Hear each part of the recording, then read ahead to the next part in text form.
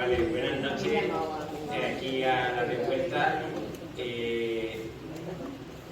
Para los que no lo conozcan, pues la Revuelta es este local donde se hacen pues todo tipo de actos o de eventos de tipo cultural, desde exposiciones de cuadros, como tenemos aquí la última que tiene colgada en la pared, cursos de formación, presentaciones de libros, de las más diversas actividades del ámbito de la cultura, y verdaderamente es un espacio de dinamización cultural de Sevilla que lleva funcionando unos cuantos de años y que verdaderamente ya consideramos que está asentado. Y hoy acoge este acto promocionado por la Asociación Cultural Ademán, que es una asociación sevillana cultural con bastante trayectoria, que vela por el desarrollo de los valores hispánicos desde el punto de vista de la cultura. Se ha realizado muchos tipos de actividades desde el punto de vista de la historia, desde el punto de vista de la literatura, todo lo relacionado con el arte en general y la historia, y siempre desde el punto de vista de los valores hispanos. Hoy concretamente el acto va a ser la presentación del libro de Enrique Sotomayor, ¿vale? Un compendio de textos tanto de Enrique Sotomayor como de distintos personajes que se ha publicado recientemente. Y tenemos la suerte de contar con Antonio Brea, que es profesor de historia, historiador, y también ha hecho sus publicaciones en formato de libro, y también colabora con distintos medios, como por ejemplo ahora mismo en el Diario de Sevilla, que le publica periódicamente, pues también tiene su columna de opinión. Independientemente de eso, pues él en el ámbito de la historia está centrado en los movimientos revolucionarios del principio, mediados del siglo XX. Concretamente por el tema de la falange, que es uno de sus centros de estudio. También tenemos a Ángel Romero, que ha sido prácticamente un dinamizador dentro de lo que podríamos decir el mundo patriota en Sevilla. Ha participado, por ejemplo, en Respuesta Estudiantil, donde llevaba la sección de prensa y propaganda. Ha participado también en Falange de Alajón, en Rodríguez de Bastida, y siempre ha estado en el ámbito de lo que se llama ahora la confrontación de ideas o la batalla cultural, ¿no? Y verdaderamente ahora parece que lo han inventado, cuando esa batalla siempre ha habido frente, y Ángel con su juventud siempre ha estado ahí implicado. También tenemos la suerte extraordinaria de contar con la hermana de Enrique Sotomayor, por lo cual es un privilegio poder contar de primera mano con alguien que nos pueda aportar información de primera mano sobre el personaje y el hecho. Yo quiero remarcar que el acto de hoy a mí me parece muy interesante. ¿Por qué? Pues por el personaje, que es un personaje prácticamente olvidado y que es un personaje con una trascendencia que cuando terminemos yo creo que nos va a sorprender cómo este personaje está ahí como camuflado o tapado. Otro tema importante es el libro en sí, como fuente historiográfica. Es decir, es muy importante tener una fuente historiográfica de primera mano. Yo creo que este libro aporta esas fuentes de estudio historiográfico a partir de las cuales poder abordar temas con una objetividad y con una profundidad que verdaderamente no se tiene ni se ha tenido en los estudios de historia. Y por último, pues el testimonio personal. Así que, sin nada, muchísimas gracias y empezamos el acto. El acto en sí consistirá en la presentación que yo he hecho. Luego expondrá Antonio Brea, hará una pequeña biografía del personaje. Luego Ángel va a exponer cómo se ha fraguado el libro y esta edición, y por último, si Begoña quiere aportar algo, pues que aporte lo que quiera. Y tendremos también un pequeño turno de palabras o de intervenciones del público, muy breve, si queréis hacer alguna pregunta sobre los intervenientes. Pues nada, muchísimas gracias y bienvenidos aquí a La Revuelta.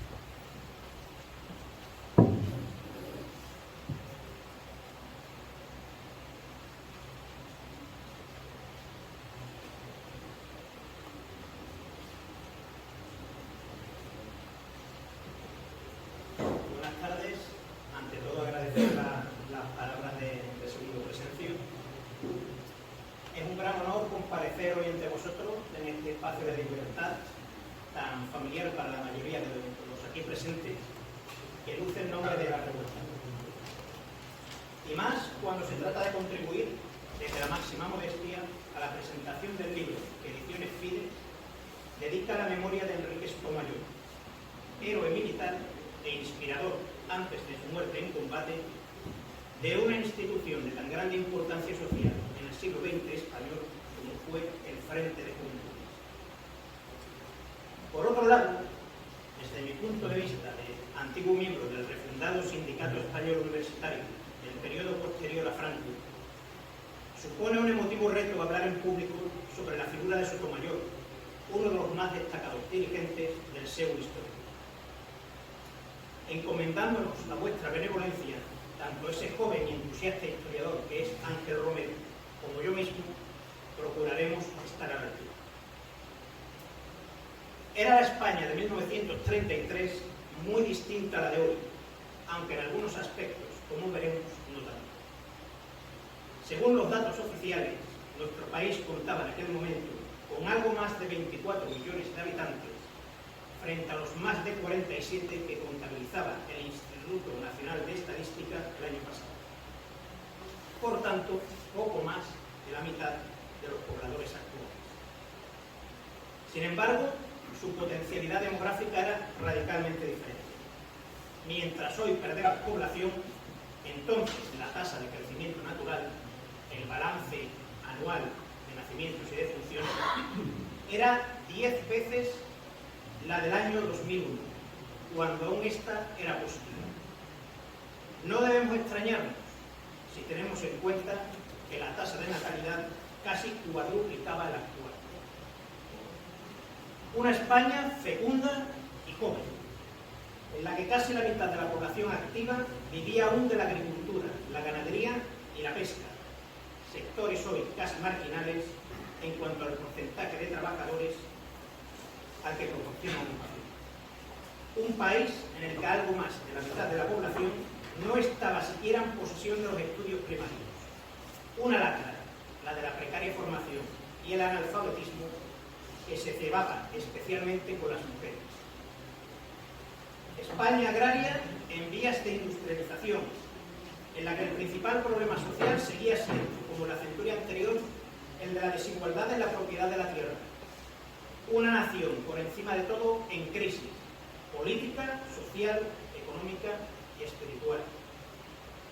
Nación en crisis en un mundo en crisis. Nuestro papel secundario en el orden económico mundial moderó las devastadoras consecuencias del caos internacional que sucede a la quiebra de la Bolsa de Nueva York en 1929. Efectos atemperados que, no obstante, se traducen en un retroceso de la riqueza nacional y en un aumento del paro, con el consiguiente avivamiento de las tensiones sociales. En 1933, la población reclusa duplica la de 1931, mientras se baten todos los registros anteriores en cuanto a jornadas de trabajo perdidas en Europa. Una España que acaba de cambiar de régimen, 1931 ha caído la monarquía alfonsina y se ha instaurado en su lugar una república que trata de modernizar el país inspirándose en una filosofía extranjerizante y antitradicional, alumbrando un periodo de enorme movilización política de las masas, tanto rurales como urbanas. Violentas, en el sentido más literal de la palabra, son las polémicas que sacuden a la opinión pública del momento en torno a temas como la cuestión religiosa o el problema territorial. La política anticlerical desarrollada durante el primer milenio republicano crispa una sociedad profundamente católica en las antípodas del clima actual de secularización. Por su parte, los nacionalismos periféricos surgidos en el siglo XIX han alcanzado el suficiente punto de madurez como para aspirar a exigir mecanismos de autogobierno para sus regiones. Cataluña será la primera que acceda, en 1932, al que se preveía como el primero de una serie de estatutos de autonomía, novedosa figura legal, introducida en la Constitución republicana.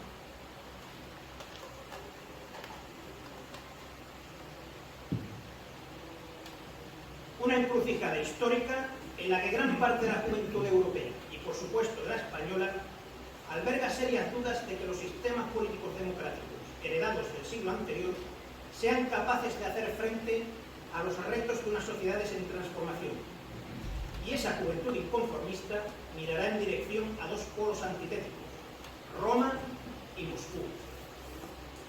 Hemos dicho Roma y no Berlín, porque en ese año de 1933 el movimiento hitleriano, que más tarde asombrará y estremecerá al mundo, está dando sus primeros pasos en el poder, y son grandes las incógnitas que genera.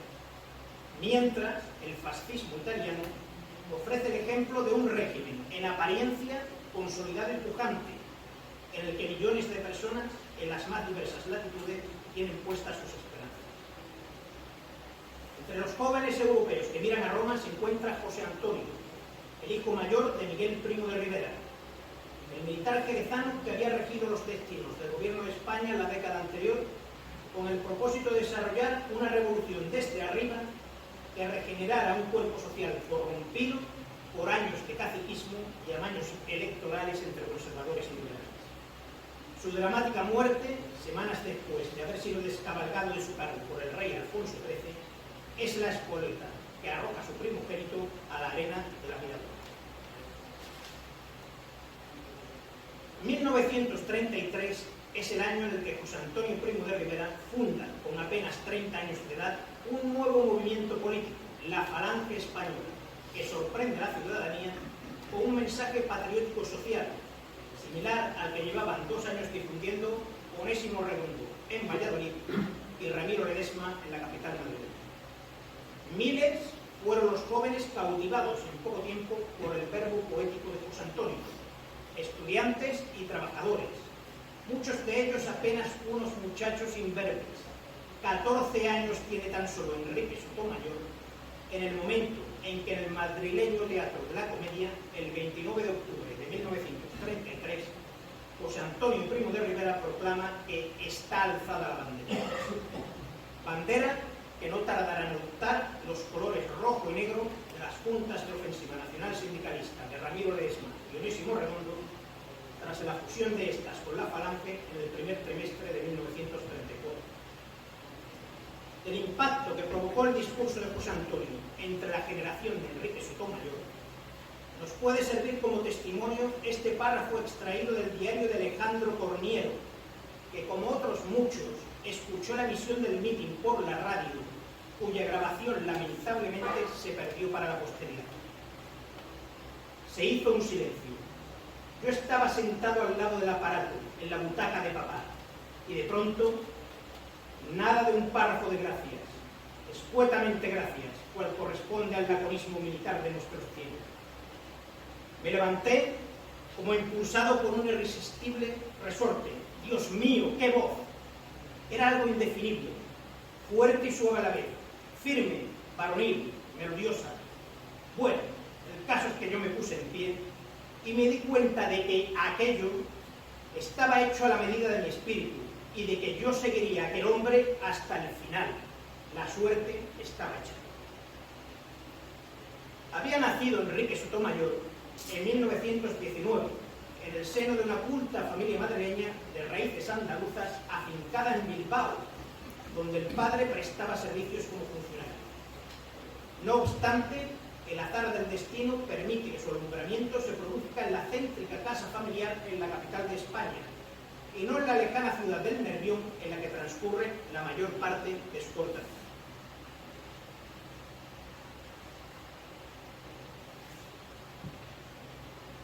En su Madrid natal se instalará siendo adolescente durante una estancia temporal en el domicilio de unos tíos para preparar su ingreso en los estudios de ingeniería industrial, en una época en la que se accedía a la universidad con una edad ligeramente inferior a la actual.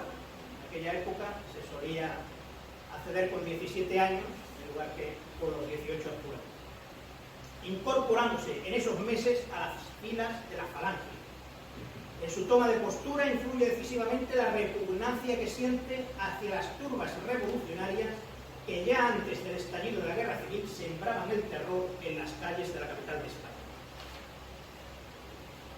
De vuelta a Bilbao en la primavera de 1936 y desatada la implacable persecución del nuevo gobierno resultante de las elecciones de febrero contra el movimiento nacional sindicalista, es detenido y multado por participar en el homenaje fúnebre de los falangistas vizcaínos a un guardia civil asesinado por elementos izquierdistas. Un preludio de lo que décadas más tarde pasaría en el País Vasco de nuevo. Iniciada la contienda fratricida, y quizás debido a que no ha tenido aún tiempo de señalarse en exceso, el joven Enrique está entre los afortunados que logran pasar desapercibidos ante la durísima represión que se abate sobre sus camaradas en las zonas controladas por el Frente Popular. En el verano de 1937, ya con 18 años cumplidos, y una vez conquistada por las fuerzas sublevadas, la localidad de la costa vizcaína en la que pasa refugiado junto a su familia, el Estilo, se alista en el Ejército Nacional, alternando hasta el final de la guerra servicios en el frente en distintas unidades con labores políticas de retaguardia, como la dirección del órgano de expresión del falangista Sindicato Español Universitario, el periódico AZ. Alcanzada la victoria, es el tiempo del reemplazo de la élite intelectual y política republicana por una renovada élite afín a los principios de la nueva España que se pretende edificar. Para acelerar el proceso, se dan facilidades extraordinarias a los jóvenes combatientes del bando triunfante, para que culminen en tiempo récord los estudios universitarios que interrumpieron, abriéndose para los más brillantes la posibilidad de acceder a la función docente en sus facultades. De esta coyuntura se beneficia Enrique Sotomayor, que, perdido su interés inicial en la ingeniería, completa la carrera de Derecho en apenas un año y obtiene un puesto de profesor ayudante en Madrid, al que renunciará para dirigir el diario falangista sevillano Fe. Responsabilidad que recae sobre él tras haber desempeñado con anterioridad el cargo de secretario general del Sindicato Español Universitario, puesto al que accedió tras llamar la atención, gracias a sus cualidades fuera de lo común, de personalidades como Pilar Primo de Rivera o el mismísimo Franco. Desde dicho cargo, y antes de dimitir del mismo, inspiró la creación del Frente de Juventudes, oficialmente instituido en diciembre de 1940 y del que ya había hablado en público en un discurso en el Teatro Calderón de Valladolid, pronunciado en noviembre de 1939, del que me permito extraer la siguiente línea.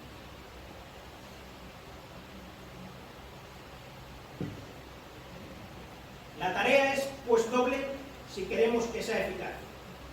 Por un lado, una lenta y difícil empresa de digestión, de asimilación de las viejas situaciones políticas. Es necesario resolver todos los conflictos pendientes, incorporar grupos y personas. Es necesaria una intensa labor de administración y de gobierno. Por otro lado, una tarea inmediata de movilización y unificación de la juventud española. Un frente profundamente ordenado y profundamente revolucionario de juventudes. Es preciso lograrlo, cueste lo que cueste. Es preciso poner en pie de paz a toda la juventud española. Si queremos arrastrar aquella tarea laboriosa de administración y gobierno, nos quedaremos con los jóvenes sensatos de siempre, con los eternos contentos, incapaces y crudos. Es imposible llevar a esta primera empresa administradora y gubernamental todo el vigor disperso de nuestra generación. También es imposible formar a la juventud en la blanda tutela de los que aquella empresa dedican su actividad. A la juventud tiene que formarla la juventud. El único camino de la revolución es un frente vigoroso de juventudes, un frente implacable y fuerte, que haga nacer al borde de esta tarea árida y compleja del gobierno toda la violenta alegría de nuestra esperanza. He aquí nuestra primera consigna después de la guerra: frente de juventudes. Pudiera haber tenido Enrique Sotomayor la oportunidad de consolidar esta importante posición, inusual para un hombre de su edad, y hacer fortuna en aquel régimen para posteriormente cambiar de chaqueta en su madurez, renegando de sus pecados juveniles y buscando nuevos acomodos al calor de los partidos que sirvieron de base a la monarquía restaurada de Juan Carlos I. No fueron pocos los compañeros de generación que así lo hicieron, pero no fue este su caso.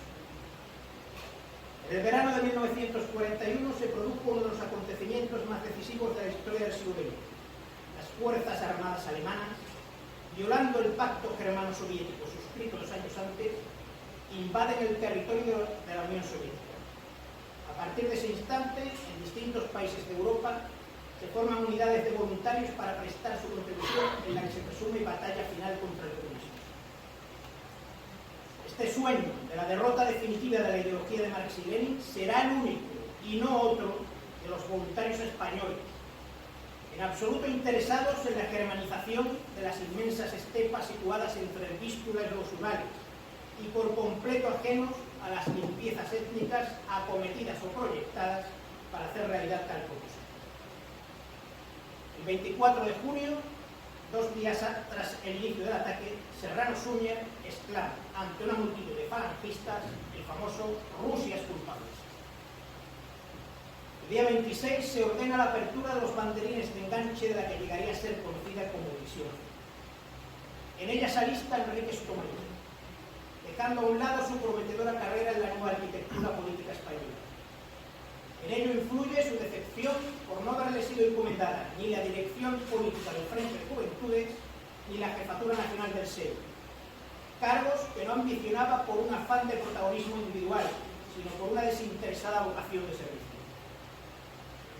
Desde el mes de octubre, la división combate a los soviéticos integrada en el grupo de ejércitos norte de la Wehrmacht, en la región próxima a San Petersburgo, llamada por aquel entonces Leningrado. De las iniciales impresiones de los divisionarios son testimonio las siguientes palabras, extraídas de una carta de Enrique Sotomayor a su familia. Rusia es un infierno, desolado, hambriento, helado, habitado por hombres embrutecidos por el frío y el hambre y semidesnutridos por la guerra. La división se está portando admirablemente. La gente responde como cabía esperar y aún mejor. No hay duda de que también en Rusia quedará en alto la bandera de España. Lo que hace falta es que después sirva para algo. Después de marchas enormes y agotadoras, a pesar de la tristeza del alejamiento, del frío y de la fatiga, los soldados españoles son, como siempre, maravillosos. Subyace en su frase central: lo que hace falta es que después sirva para algo. Una sensación de desencanto hacia la mediocre realidad de la España de posguerra, común a muchos falangistas de primera hora. Como puede comprobarse en esta otra carta, dirigida poco antes de su muerte, por el también divisionario Alfonso de la Aldea a uno de sus camaradas. No puedo exprimir mucho, pues tengo un caos de ideas y sentimientos. Soy un disconforme con la vida actual. Me ahoga el ambiente de extraperlismo, de rojos, de hombres de derechas de toda la vida.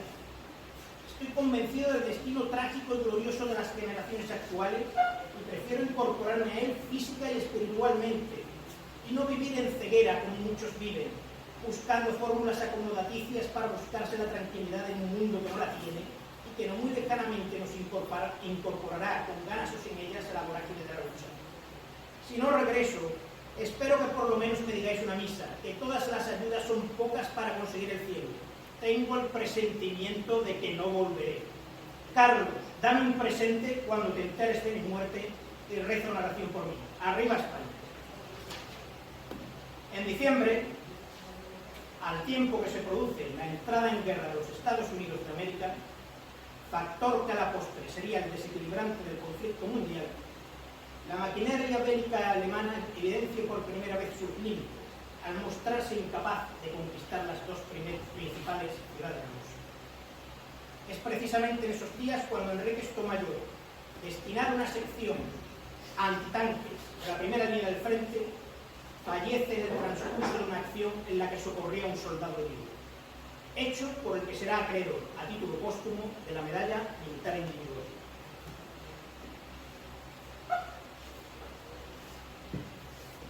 Acaban así, de forma precipitada, los 22 años de existencia de este héroe español, cuyo sacrificio no fue estéril, como se demuestra en que más de 80 años después nos hayamos reunido junto a miembros de su familia y gracias a la iniciativa de las asociaciones culturales además de Rodrigo de Bastidas para rendirle merecido homenaje. A él dedicaré, como últimas palabras, algunos de los versos que a su memoria escribiera el camarada y compañero de armas Dionisio Reyó. Nieva sobre tu cuerpo, ya olvidaste, su piel, su sangre, su calor, ya es solo la cosa extraña y yerta que se deja sin dueño abandonada. No, no eres tú, levanto la mirada, para buscarte entre los que pelean, en los cielos quizá o en esta parte de corazón que sufre. No eres este, no has sido derrotado. Tu cadáver sepulto en la blancura aún ha de ser solar de la batalla, triste tierra perdida. Pero tú avanzarás en nuestra sangre y en nosotros serás lo que regresa, porque has muerto, has nacido, nos precedes con gloria de soldado.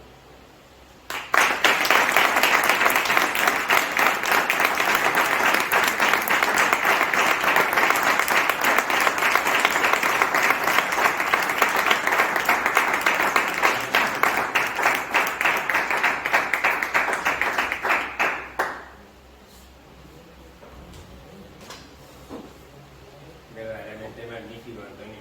Yo recuerdo que no me adelanto ya y doy las gracias y te felicito. Ahora pasamos a Ángel, que nos va a contar cómo ha sido cómo se ha acabado la discusión. ¿Se escucha, verdad? ¿No?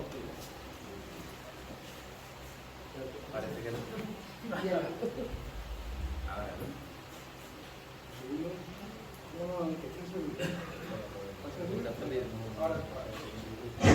Ahora sí, ahora sí.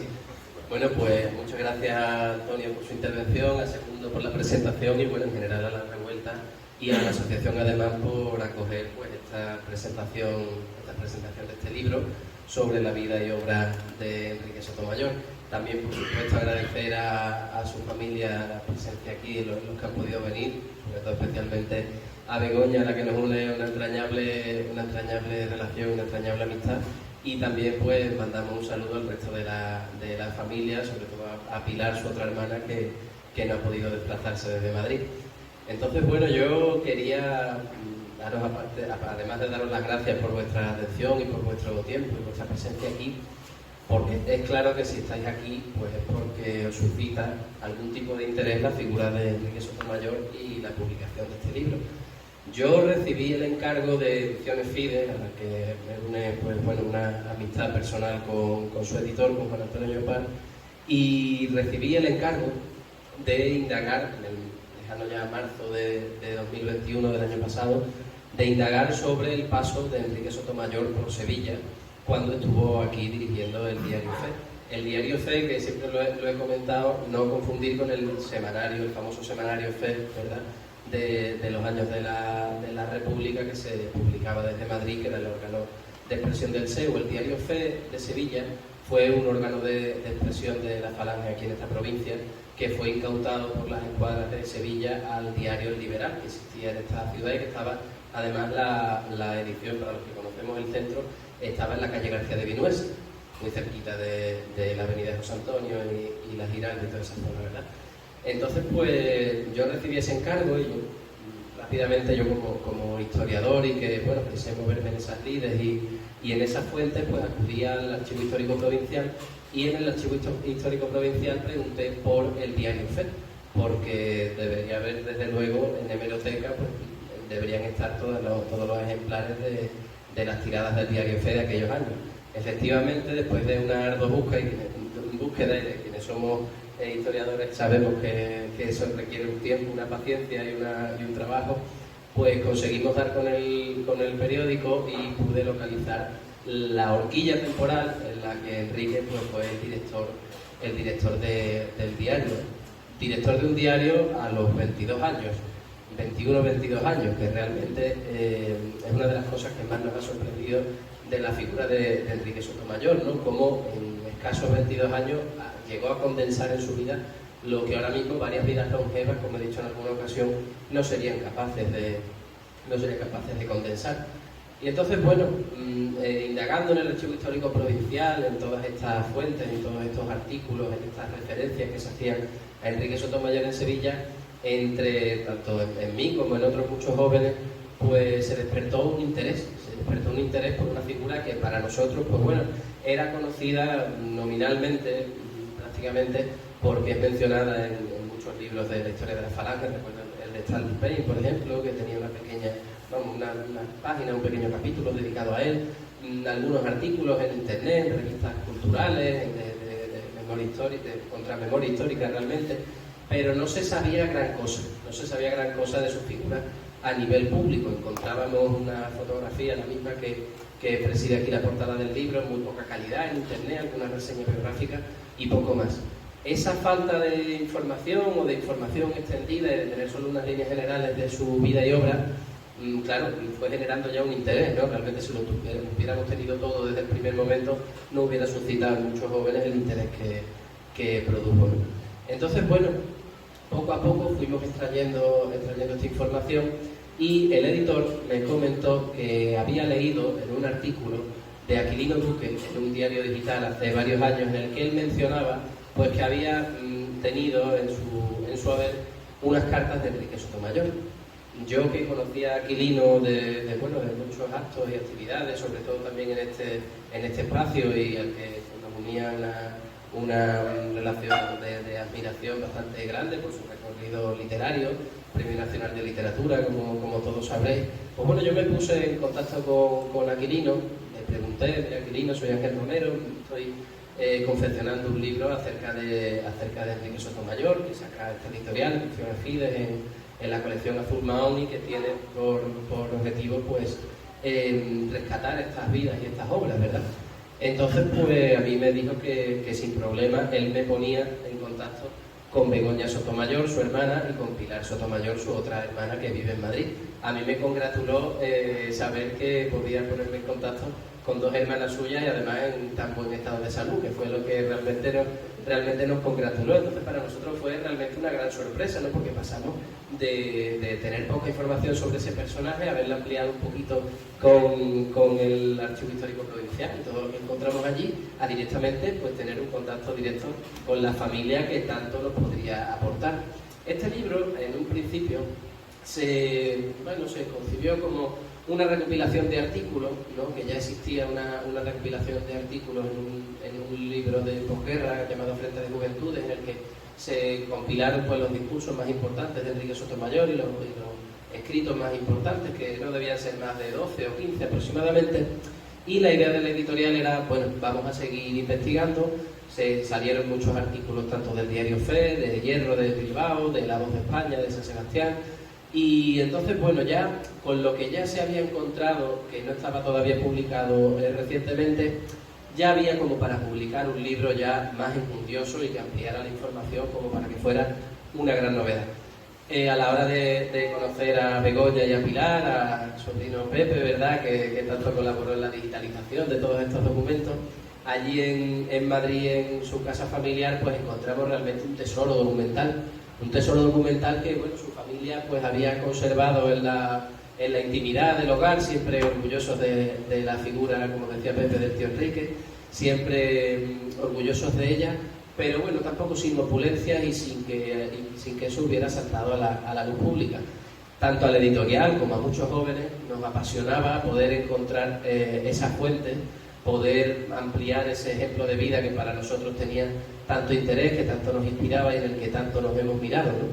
Entonces, pues realmente habría sido imposible, sin contactar con la familia, que este libro haya salido como ha salido, porque de haber poquísima información en internet y en algunos libros de texto, hemos publicado un monográfico sobre una figura tan importante, tan relevante, pero a la vez en estos tiempos tan desconocida, y que, bueno, creo que no cabe ninguna duda de que sigue suscitando interés cuando más de 80 años después de su muerte en Rusia nos sigue congregando aquí. Y sobre todo, pues como digo, ha suscitado tanto interés en tantos jóvenes. La primera edición del libro se ha agotado, ya estaba por la segunda. Y bueno, yo simplemente, Antonio ha dado una reseña biográfica apasionada y bastante emotiva, que me veo, la verdad, difícilmente superable, pero ya mi papel era comentar un poquito los prolegómenos del libro, pero sí que comentar a mí como joven, y creo que hablo también por boca de muchos jóvenes que también han conocido este ejemplo y le han leído. Para nosotros ha sido en cierta medida un revulsivo. Nosotros conocíamos pues la historia de José Antonio, la historia de los primeros fundadores del SEU, la historia de muchos caídos en Rusia y de muchos jóvenes que encarnaron en su día, por mucho que a día de hoy se pueda tildar de reaccionario, se pueda tildar que para nada es así, y se pueda ver en la Falange un movimiento antiguo, un movimiento que encarna pues una España conservadora. Leyendo estos ejemplos nos damos cuenta de que realmente nada es así.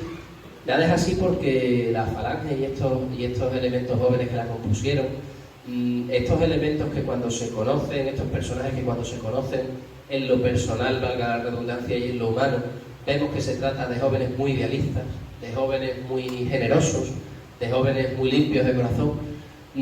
A nosotros nos inspiran realmente porque constituyeron en su momento lo que fue un verdadero movimiento revolucionario, un movimiento que realmente se concibió como algo joven frente a la España antigua, frente a la España caduca, frente a la España que no quería una revolución de turbas violentas que fueran sembrando el terror por las calles, pero que tampoco querían, y esto lo comentábamos también con Begoña un día en su casa, tampoco estaban por aceptar la España antigua, la España de la monarquía liberal que venía del siglo XIX, de la Restauración, que había engendrado el sistema caciquil, que había engendrado pues las desigualdades sociales, el desequilibrio en la propiedad de la tierra, y encontrábamos realmente un movimiento que fue rupturista y en el cual nosotros nos miramos viendo la España de hoy, en la que, pese a que tilden estas ideas, estos personajes y estos ejemplos, sin duda alguna porque no los han leído, de una España casposa y de una España antigua, realmente fueron, como digo, la auténtica revolución. La auténtica revolución no solo fue la generación que transgredió, en la época, pero no una transgresión hueca y vacía, sino una transgresión llena de amor a España, de amor a la justicia social, de un amor al prójimo, ¿verdad? Y de unas ansias, como digo, de justicia social, de dotar a todos los españoles de patria, pan y justicia. En esta España, a día de hoy, pues la feria vino en esa época de nuestra primavera, que es como un vaivén de cansancio, de tanta flor, y cuando empiezan a tornarse las noches francamente calurosas. Esta época precisamente en la que actualmente nos encontramos. Junio alineaba sus días como alfileres de fuego. Entre la edición de la tarde y la edición de la noche del periódico Se Entiende, había un espacio de horas que Enrique aprovechó unos días para pasear. Le acompañamos varias veces, sobre todo en aquellas horas anteriores a nuestra entrada en el periódico. Enrique no era ciertamente un lírico, no era un poeta, y sin embargo se sentía transportado por esa poesía siempre nueva y milenaria que transpira la ciudad del Betis. Esta noche quiero que me lleves al barrio de Santa Cruz.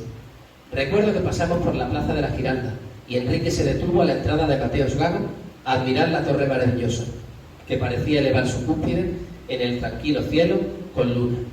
Enseguida nos perdimos en el laberinto delicioso de las callecitas del barrio Brujo, el barrio donde se amparaba antaño la judería, el trazado de las callejuelas en silencio, con rejas típicas y perfumadas, los nombres sencillos, definidores del arrabal judeo-morisco, Pimienta, Susona, o la memoria de la bellísima hija, perla del hebraico señor.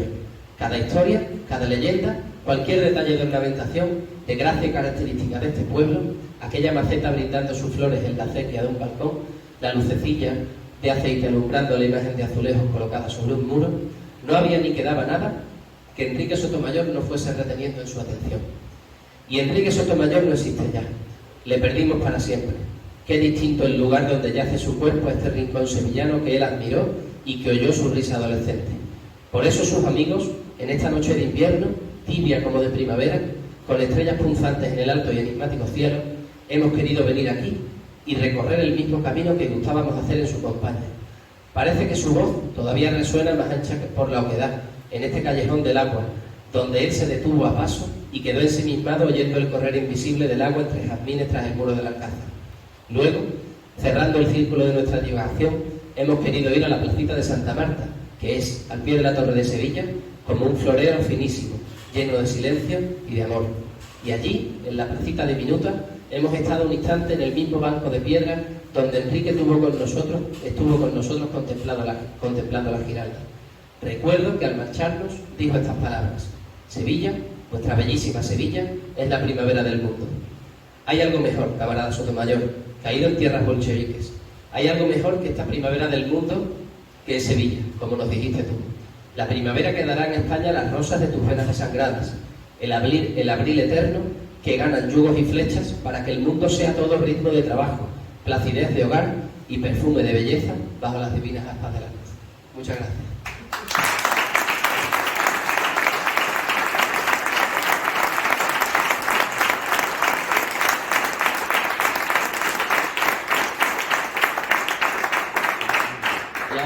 Para terminar ya definitivamente mi intervención, lo único en lo que insisto y que aconsejo al público es la compra del libro.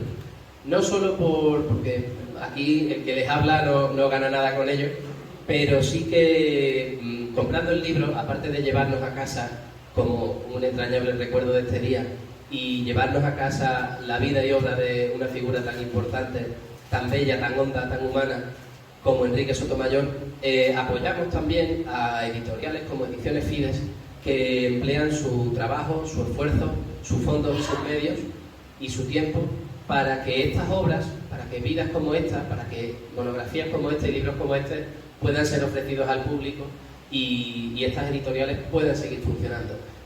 Para una última información al público, el libro como tal son 24 euros, pero el editor, en este acto de presentación y como un acto de cortesía, lo deja en 20, ¿vale? Si desea que, bueno, incluso su hermana o yo, que he sido partícipe del libro, pues lo firmemos o lo dediquemos, pues supongo que estaremos encantados.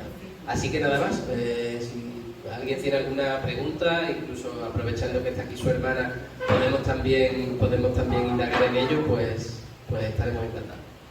Si quiere hablar de Goña o alguna familia... Sí o sí, si vosotros queréis, pues, algunas palabras. Todo lo que habéis dicho ha sido tan bonito que no puedo decir nada que no hayáis dicho. Todo lo que habéis dicho lo sabía, pero no lo he vivido. Porque tampoco, yo tenía 12 años cuando él murió.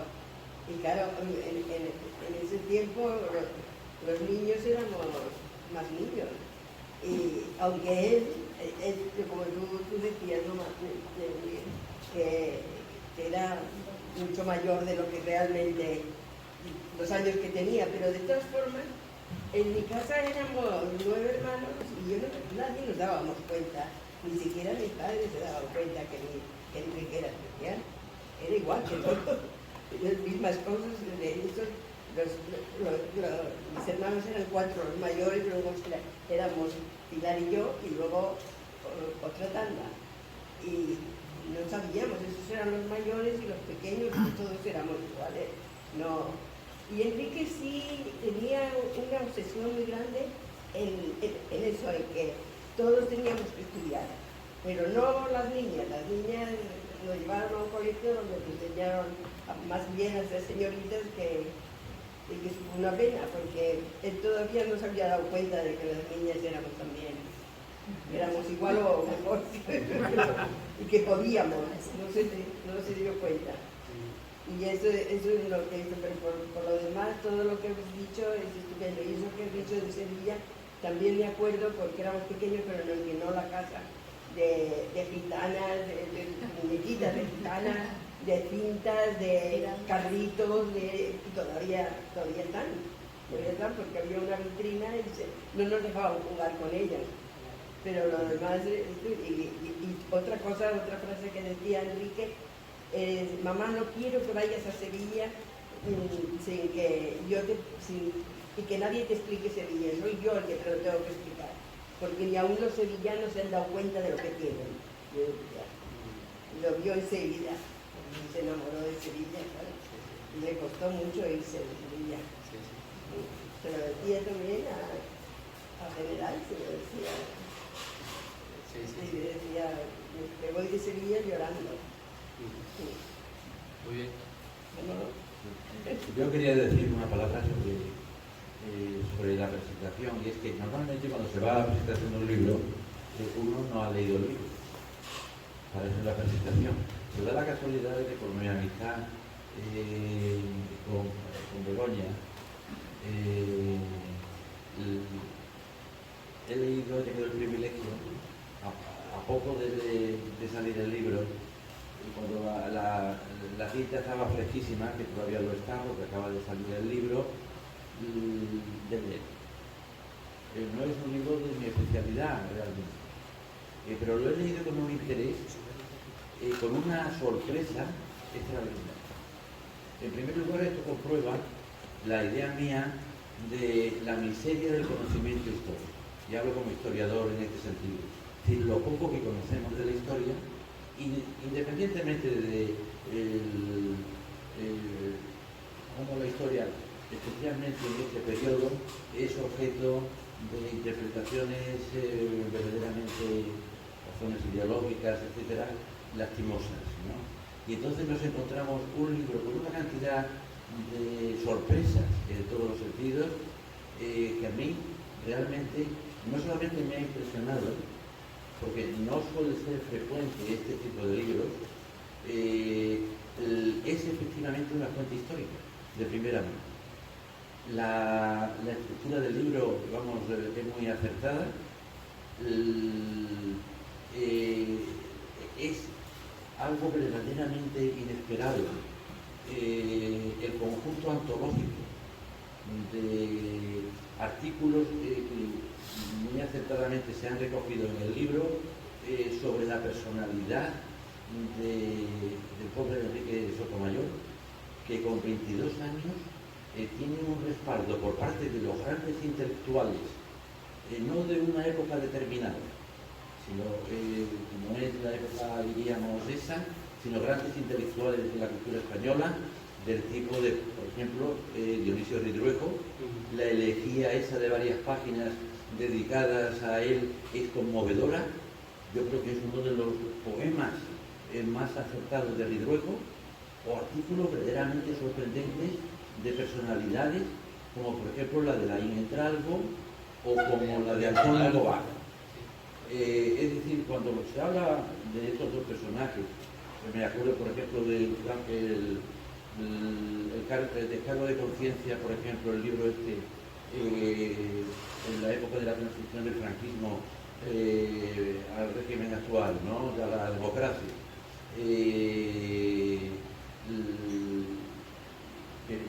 que forma parte de esa generación, y uno ve, por ejemplo, en el caso no concretamente de Laín Entralgo, sino de Antonio Tobar, un personaje tan importante y tan interesante, intérprete en Berchtesgaden, con Serrano Suñer y Hitler en 2 ocasiones, etc. Las cosas que en ese breve artículo Tobar, que luego se desdijo de tantas otras cosas, por el camaleonismo propio de los intelectuales, etc., le decía el joven Tobar, creo que nació en 1911, 1914, es decir, era 4 o 5 años más mayor que Enrique, le decían que se viniera a Rusia. Y luego todas esas cosas las cuenta Tobar.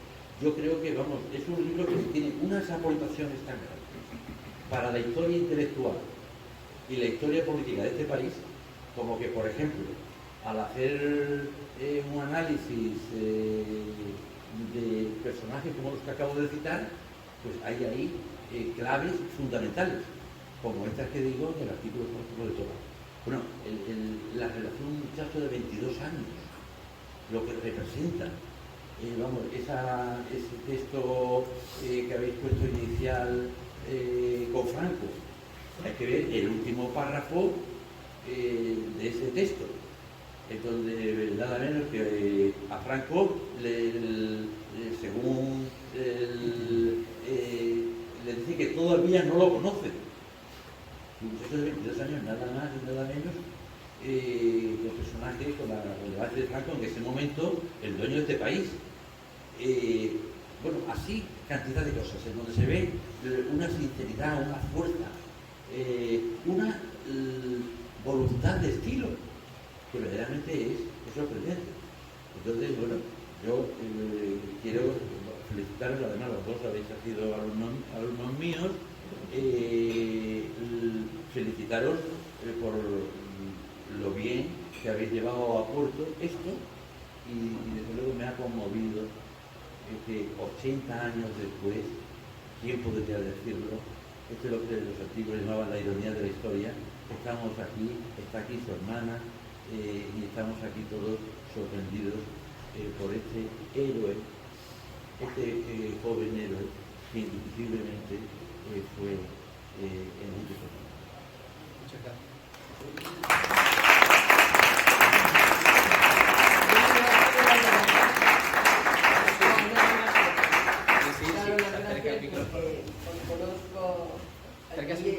A ti te conozco más, pero me he sorprendido siempre, y desde luego que Enrique sí decía que la juventud que tiene que llevar a cuestas la juventud, y eso no hay duda. La educación no somos nada también. Muchas Muy bien. gracias. ¿Alguien quiere tomar la palabra o hacer alguna pregunta o comentario?